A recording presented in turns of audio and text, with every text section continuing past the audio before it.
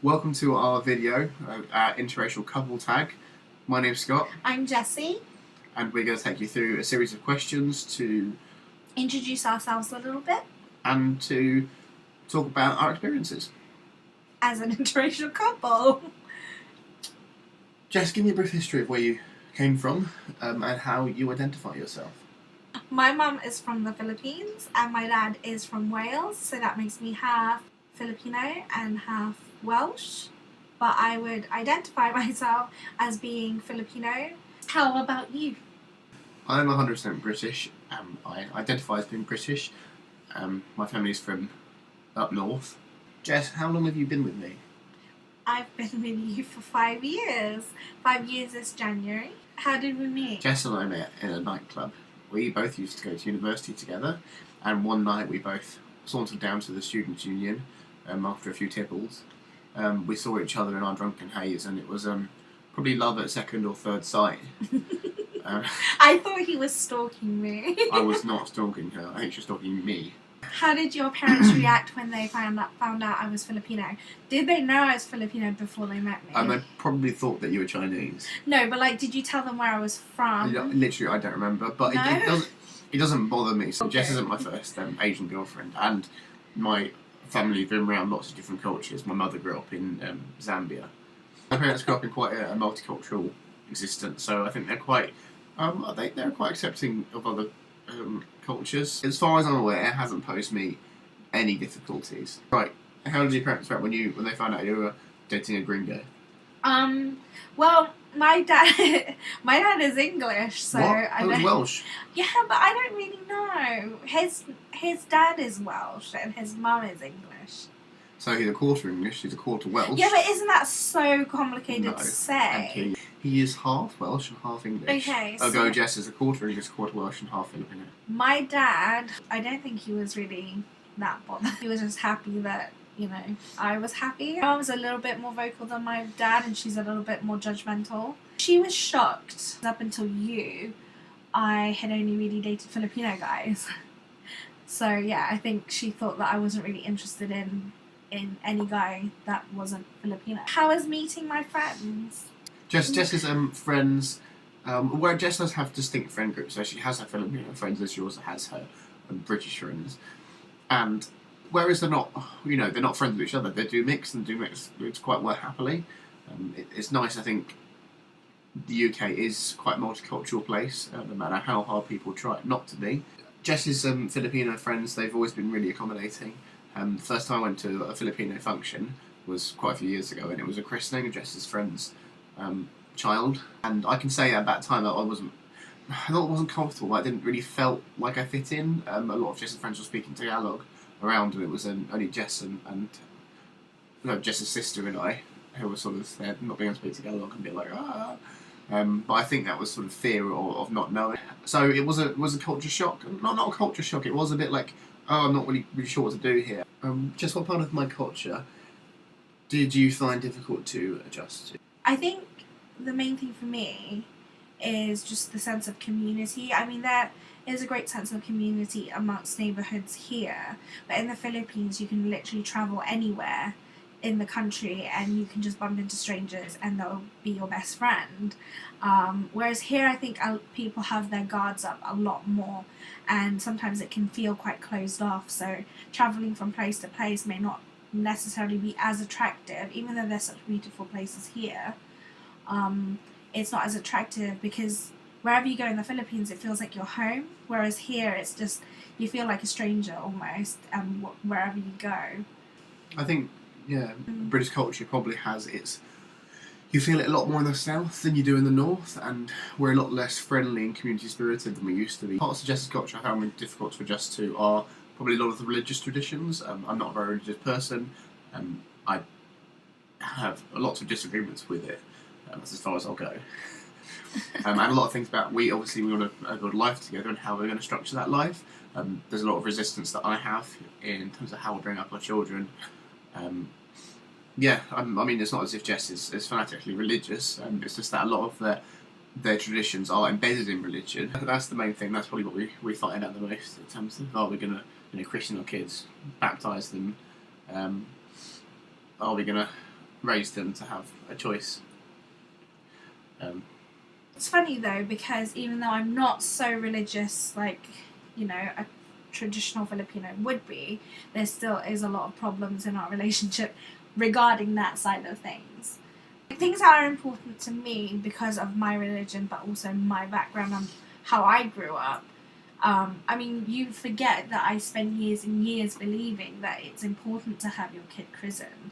And whilst I'm trying to become more modern and with it and, moving forwards with society, there's still things to me that in my heart is very important. I'm trying to find a way to have a happy balance, a happy medium. Do you find it different dating someone from another culture rather than dating someone from your own culture? The majority of my girlfriends have been British, as you would call them. I think if you look at it from face value, there's probably there's no difference that you would think, but there's more that once you start thinking about, then you start to realise. Of course, as I've mentioned, difficulties in our past, they wouldn't necessarily happen if I met a British girl. I think when we come to raise our children, if we're going to have children, when we have children, we come to raise them, I think it will be more stark than if I married a British lady. It's just about, I think, being accepting and being understanding, and knowing that, if I wanted to see where one of my old girlfriends come from, we might go to, I don't know, Maidenhead and see there, or Swindon or something like that, whereas if I wanted to go and see where Jess was brought up, I have to go to the Philippines, and I think it's exciting. When I was younger, I noticed a lot of differences from the English and the Filipino culture, to the point where even my dad would find some things, some traditions or behaviours that, say, my sisters or my mum would have a bit different, or not weird, but just he couldn't really understand it. So something that I was really frightened of and scared of was falling in love with somebody who was also the same way. It's, as close as my family are, there's still that divide in a sense where my dad has to be explained certain things as to why we would do a certain thing. So the Filipino community, they're very much putting family first, to the point where you would put your family even before yourself. And I grew up with that mentality, and so something that I was really frightened of was having a relationship that essentially would either take me away from being able to fulfill that behaviour that I wanted, but also I was just afraid that I would have to forever explain myself or explain my family to another person. And so for most of my dating life, I only dated Filipino guys because, first of all, just similar interests or similar backgrounds, but also because I didn't feel like I had to explain things, because more often than not, they were experiencing the same things I either had experienced or was going through. So, to me, dating Filipino guys made the only sense. I think I dated Filipino guys more for the ease of it than purely because of what I wanted. Now that I've matured, I don't really tend to fall in love with checklists more than I fall in love with just the person. Dating you is different though, I will say. I'm really lucky that I found you, because you understand and you don't question, or even if you don't understand, you don't necessarily need an explanation all the time, and you try and understand it as best as you can. It is different dating someone from another culture, but it doesn't mean that it can't be great as well. What challenges do you think we face as an interracial couple? I think the main challenge that we face is ignorance, and I think that is always the biggest challenge for people with different cultures, because some people just will not or do not want to understand, and that's their problem, not ours. Since Jess and I have been going out, I've noticed people will stare at us on the street, will make sort of comments under their breath, anything really, and you think that's kind of weird. I think that's really weird for a country that's supposed to be so advanced as the UK is and so understanding, which we are in a lot of ways, but the fact that an Asian female and a Caucasian male will get stares in public, I think that's quite a normal thing to see. And it's not that it's other things are abnormal, but I think that's quite a common thing, and it upsets me. And if someone stares at us, I will stare right back at them. And if I hear someone making a comment, I will challenge them on that, because it's not fair. and someone who is less strong than us might be more effective, and it might damage their opinion. It might upset them, and it's not fair. And I think that goes the same with sort of any kind of couple you get. We shouldn't have to put up with that, no matter where you are, no matter who you are. I didn't think we had any problems up until I saw something, I think on YouTube, and about an interracial couple, and someone saying how they just noticed the way people look at them in public. And so just randomly and completely innocently, I asked you, do you notice people looking at us on the street? And you just answered yeah, like it was really obvious that people looked. And it wasn't until you said that I actually started noticing people looking at us, which is completely absurd to me because it's so normal now. I mean, like, not that it was never normal, but what I mean is you get it so often now that it shouldn't be something that shocks people. There's nothing wrong with it, two consenting adults, no matter where they're from or their religion or their background. There should be nothing wrong with two consenting adults finding mutual love and interest in each other. But after I asked you that question, I started noticing people looking. People look anyway, but when their looks linger or they make a facial expression, I think that's when it can get quite upsetting. We went out for breakfast once and we actually had a couple who was sitting beside us, and it was more the lady than it was the man, but she was quite upset that we were sat beside them, and she was mumbling under her breath, it's disgusting, I can't even eat my food, I can't look at my food. And she was just really upset that, we were together. Anytime Scott would hold my hand or lean in to kiss me, she would get more and more upset. And it was, like Scott said, we're quite a strong couple, so it doesn't bother us too much. But I think for the first time I actually heard somebody get genuinely upset by our relationship, that it almost upset me. It made me feel a little bit ashamed, and I had to think about it and think, no, we weren't hurting anybody. For that second, it felt like we had less of a right than they did. And one of the reasons why I wanted to do this video, because almost to just reaffirm to myself that we're not doing anything wrong, this is perfectly fine, perfectly normal, and shame on the people who want to stop people from finding love. I think it's hard enough to find love in this world without having to add labels and rules and regulations about who and when you can love somebody. We haven't just had people look at us we haven't just had white people look at us, we've had people from all different cultures look at us. The people in the place we went to have breakfast, they weren't white. And I'm not saying that, white people have an excuse to do it, no one has an excuse to do it. But I think it upsets me more people who you think would understand. Yeah. People who would understand being looked at differently. I wish Jess had sort of told me when we were there having breakfast about them, because I would have had a chat and said to them how horribly wrong they are. I'm thinking about it now. I wish I'd said something as well, like the greatest way to let injustice happen is by saying nothing. And I think it was just the pure shock of it, though. I didn't say anything, not because I want to make them think it was okay to do, but it's just that was the first time I'd ever actually fully had it to my face, and I was shocked and I was hurt and I was embarrassed, I guess. I was just grateful that no one else had to listen to it, that it was just literally me who had to sit there. But I think I'd handle it differently, or we would handle it differently if it happened again. So I mean, having people sort of stare at you in the street, it's one thing, but having an actual comment about you within your earshot. People have these views, but they need to understand that they're not acceptable to say those views outside of society. You shouldn't tolerate the intolerable, or something that someone famous once said. Have you had to make any compromises due to being from different cultures? I would say yes. Again, it's just going back more to the religion and tradition side of things. So, I mean, not that we're at the stage right now to have kids, but we want to think about kids, and it's just really hard how we're going to raise them, because You know, Scott and I are both very traditional people. We like tradition. Our child, we want to be able to raise how we grew up, and of course we grew up in very different ways. Something that makes me really nervous is that the older I get, the more detached I feel from my Filipino culture and background.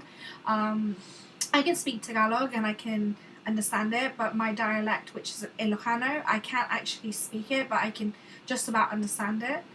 And I feel like where we live now, we don't really live in a community where I have a whole lot of Filipino friends.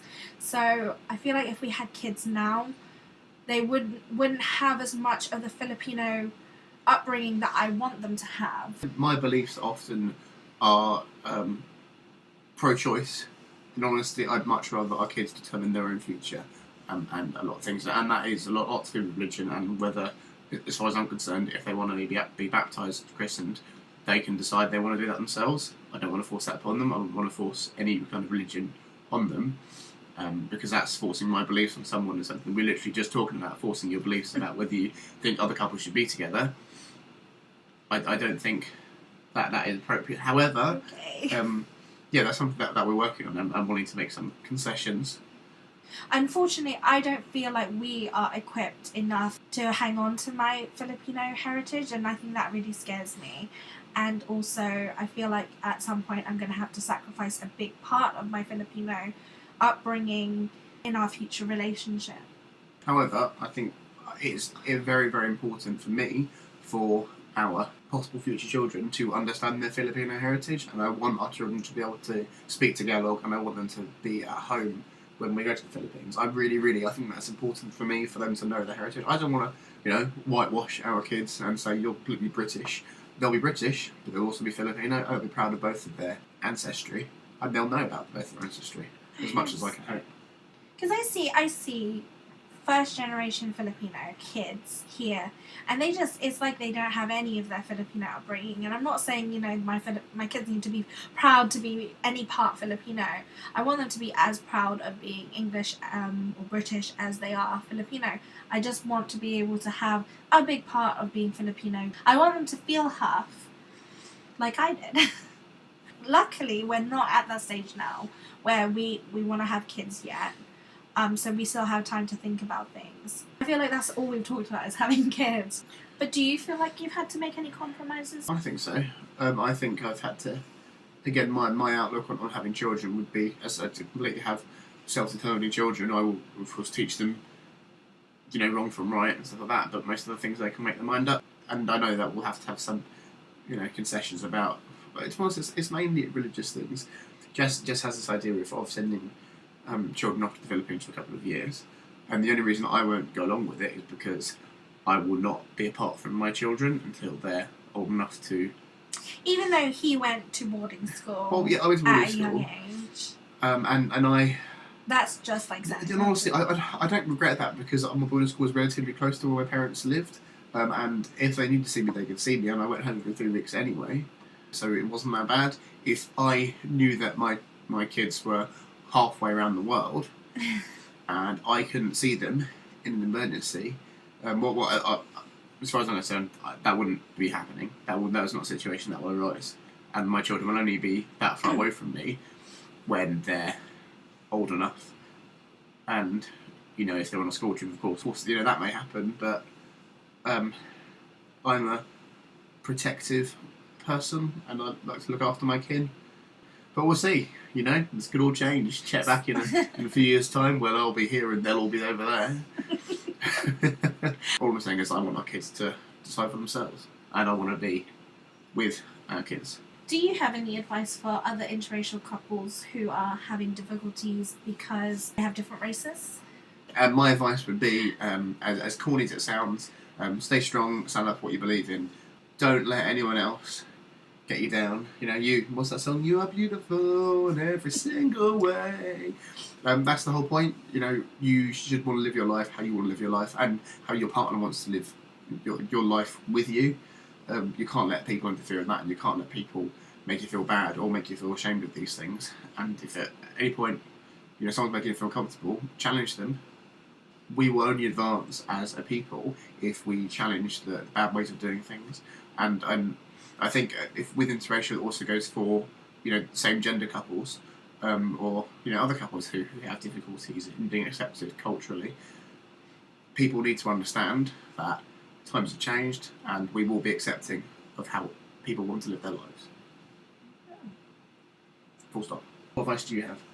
I don't actually know where this quote is from, but it's be the change that you want to see in the world.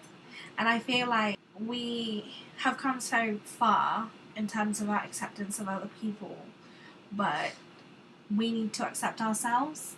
And whilst it's so easy to feel ashamed when someone wants you to feel ashamed or embarrassed, I think we should just be proud. The person you love must be really special for you to love them. So be proud of who they are, be proud of who you are. And I just think that the stronger we stand in ourselves, the better the future will be for our children. I think that's something that really keeps me going, is when enough people tell you that you should be ashamed or that you shouldn't be doing what you're doing, the easier it is to believe. But I want my kids to live in a world where they shouldn't even have to question whether it's okay to love somebody who's the same sex as them or different cultures from them. I want it to just be natural for them. There's so many things that they could be thinking about and worrying about in this world that I don't want love to be something that weighs them down in any way. And so if it means that right now we have to be the example and we have to face this adversity, because it's 2017 and you wouldn't think that it would be weird to see an interracial couple. You wouldn't think it was different, but it is apparently to the vocal minority. Then so be it. Let's have people talk about us and point and stare, because hopefully by us showcasing how we love each other and how normal it is and how normal it should be, then one day it won't be something that we're discussing. I think my main point is, it's tough, but it gets better. Someday it won't be so strange, and it will have been because of you.